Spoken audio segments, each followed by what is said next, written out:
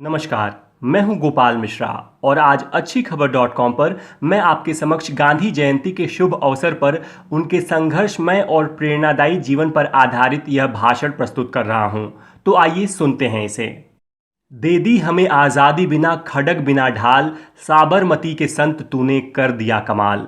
हाँ, वो कमाल ही तो था जिसने बिना शस्त्र उठाए विश्व की सबसे बड़ी ताकत को झुकने पर मजबूर कर दिया, भारत छोड़ने पर मजबूर कर दिया और सदियों से दास्ता की जंजीरों में जकड़े देश को आज़ाद कर दिया। हाँ, ये कमाल ही तो था कि दुनिया में एक ऐसा महात्मा था जो पाप से घृणा करता था, पापी से नहीं, जो लक्ष्य और उसे प्राप्त करने के साधन दोनों के पवित्र होने की वकालत करता था, जो एक गाल पर थप्पड़ मारने पर दूसरा गाल आगे कर देता था, जिसके भजन में ईश्वर थे तो अल्लाह भी। माननीय मुख्य अतिथि, आदरणीय प्राचार्य महोदय, सम्मानित शिक्षकगण और मेरे प्यारे मित्रों, आज 2 अक्टूबर को महात्मा गांधी की जयंती है और आज ही है अंतर्राष्ट्रीय अहिंसा दिवस। प्रथम मैं आप सभी को इसकी हार्दिक बधाई देता हूं। मित्रों, क्या आप जानते हैं Martin Luther king, Nelson Mandela, Albert Einstein और स्टीव जॉब्स जैसे विश्व की दिग्गज हस्तियों में क्या समानता है? ये सभी एक आम कद काठी और चेहरे मोहरे वाले इंसान मोहनदास करमचंद गांधी के अनुयायी थे, उन्हें फॉलो करते थे, क्योंकि वो आम सा दिखने वाला इंसान अंदर से इतना खास था कि आइंस्टीन ने यहां तक कह दिया था कि आगे आने वाली पीढ़ियां मुश्किल से यकीन कर पाएंगी कि कभी मांस और रक्त से पूर्ण कोई ऐसा भी इंसान था जो इस धरती पर चला था।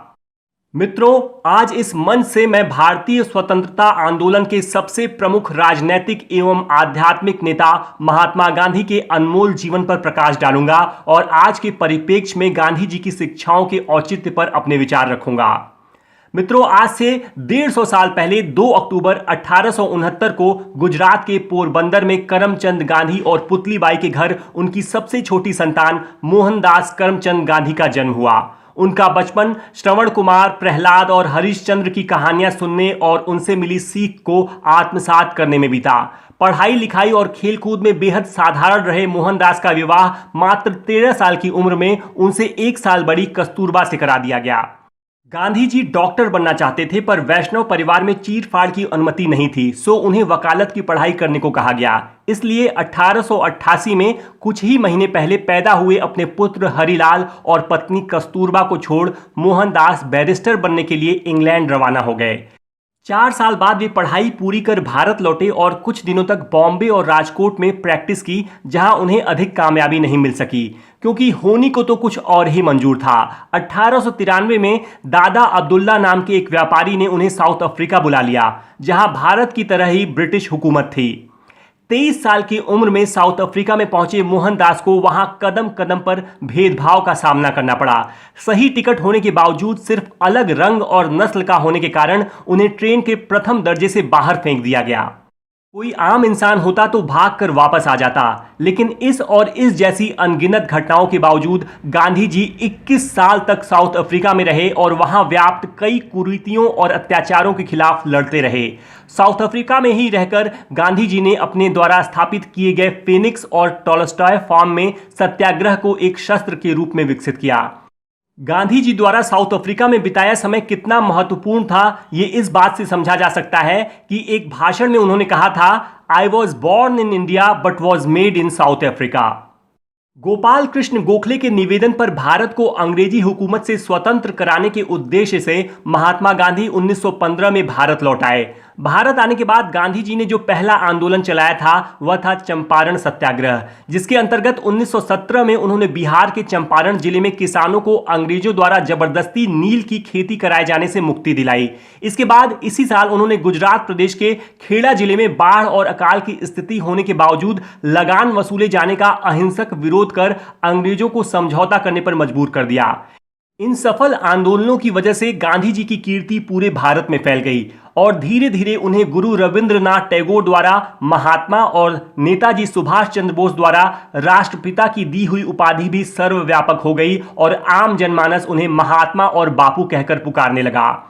इसके बाद भारतीय मुसलमानों के खिलाफत मूवमेंट को अपना सहयोग प्रदान कर गांधी जी ने मुसलमानों को भी अपने पक्ष में कर लिया और देश में हो रहे हिंदू मुस्लिम दंगों पर कुछ सालों के लिए लगाम लग गई। 1919 में ब्रिटिश सरकार द्वारा भारत में उभर रहे राष्ट्रीय आंदोलनों को कुचलने के लिए रॉलेट एक्ट लाया गया, जिसके अंतर्गत किसी भी भारतीय पर अदालत में बिना मुकदमा चलाए उसे जेल में बंद किया जा सकता था। इसके खिलाफ गांधी जी ने असहयोग आंदोलन चलाया और देशवासियों से अंग्रेजी हुकूमत का शांतिपूर्ण विरोध करने के लिए कहा।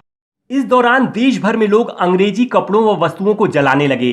13 अप्रैल 1919 को जब इसी तरह का एक विरोध प्रदर्शन जालियांवाला बाग में किया जा रहा था, तब जनरल डायर ने सैकड़ों लोगों को गोलियों से भुनवा दिया। इसके बावजूद गांधी जी अहिंसा के मार्ग पर चलने का संदेश देते रहे और धीरे धीरे पूरा देश इस आंदोलन का हिस्सा बन गया। अंग्रेज परेशान हो उठे और ऐसा प्रतीत होने लगा कि जल्द ही भारत को स्वराज मिल जाएगा। लेकिन तभी 5 फरवरी 1922 को चौरी चौरा कांड हो गया, जिसमें कई पुलिस वालों को जिंदा जला दिया गया। हमेशा ये कहने वाले कि मैं मरने के लिए तैयार हूं, पर ऐसी कोई वजह नहीं है जिसके लिए मैं मारने को तैयार हूं, को इस घटना ने क्षुब्ध कर दिया और गांधी जी ने असहयोग आंदोलन वापस ले लिया। इसके बाद गांधी जी कुछ सालों तक जेल में रहे। मार्च 1930 में गांधी जी ने नमक पर टैक्स लगाने का विरोध करते हुए अहमदाबाद से दांडी तक 400 किलोमीटर की यात्रा की और कानून तोड़ते हुए खुद नमक बनाया। इस आंदोलन को अपार जन समर्थन मिला, यहां तक कि विश्व के कई देशों में मीडिया ने इसे प्रमुखता से उछाला। अंग्रेज दबाव में थे और गांधी जी को राउंड टेबल कॉन्फ्रेंस के लिए लंदन बुलाया गया, लेकिन इसका परिणाम भी निराशाजनक रहा। मित्रों, इसी समय का एक प्रसिद्ध किस्सा आपको जरूर सुनाना चाहूंगा। गांधी जी जब इंग्लैंड के राजा किंग जॉर्ज से बकिंघम पैलेस में मिलकर निकले, तो उन्हें सिर्फ धोती पहने देखकर एक पत्रकार ने पूछा, क्या आपने पर्याप्त कपड़े पहने हुए हैं? तब उन्होंने कहा, लेकिन किंग जॉर्ज ने इतने कपड़े पहने हैं जो हम दोनों के लिए ही पर्याप्त हैं। इसके बाद 1942 में गांधी जी के नेतृत्व में एक बड़ा आंदोलन भारत छोड़ो हुआ। यह एक शक्तिशाली आंदोलन बन गया, जिसमें पुलिस की गोलियों से हजारों की संख्या में स्वतंत्रता सेनानी या तो मारे गए या घायल हो गए और हजारों को गिरफ्तार कर लिया गया। यही वो समय था जब गांधी जी ने देशवासियों को एकजुट करते हुए अंतिम स्वतंत्रता के लिए अहिंसावादी संघर्ष जारी रखने को कहा और करो या मरो का नारा दिया। इस पर गांधी जी को 2 साल के लिए जेल में डाल दिया गया, लेकिन इस आंदोलन ने पूरे देश को संगठित कर दिया और अंततः सैकड़ों सालों की गुलामी और असंख्य बलिदानों के बाद 15 अगस्त 1947 को भारत आजाद हो गया। मित्रों, ये विडंबना ही कही जाएगी कि दुनिया भर को अहिंसा का पाठ पढ़ाने वाले महात्मा गांधी का अंत हिंसा द्वारा किया गया। 30 जनवरी 1948 को नाथूराम गोडसे द्वारा गोली मारकर उनकी हत्या कर दी गई। लेकिन क्या उन गोलियों से गांधी मर गए? नहीं, गांधी आज भी एक विचार के रूप में जिंदा हैं और हमेशा रहेंगे। आज भी स्वच्छ भारत अभियान हो या सिंगल यूज प्लास्टिक को खत्म करने की मुहिम, सस्टेनेबल डेवलपमेंट की बात हो या सहिष्णुता की, विरोध दर्ज करने की बात हो या दिलों को जीतने की, हमें गांधी ही याद आते हैं, हमें गांधीगिरी ही याद आती है। गांधी आज भी जिंदा हैं, क्योंकि गांधी सत्य का ही एक रूप है और सत्य शाश्वत होता है, वह कभी नहीं मरता, कभी भी नहीं।